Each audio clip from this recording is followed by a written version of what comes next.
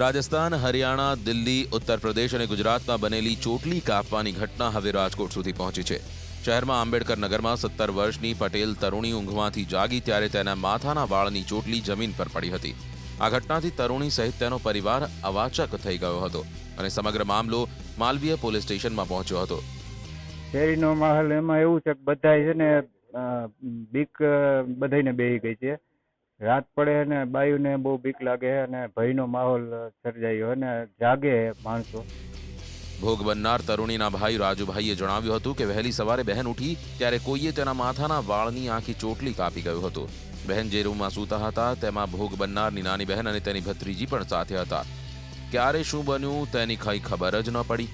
સવાર સુધી તો રૂમ પણ અંદરથી બંધ હોવાનું જાણવા મળ્યું હતું. રાજકોટ સિટીમાં આ ઘટના સામે આવતા પોલીસ પણ ચોંકી ઉઠી અને તેને પ્રાથમિક ફરિયાદના આધારે પૂછપરછ શરૂ કરી છે.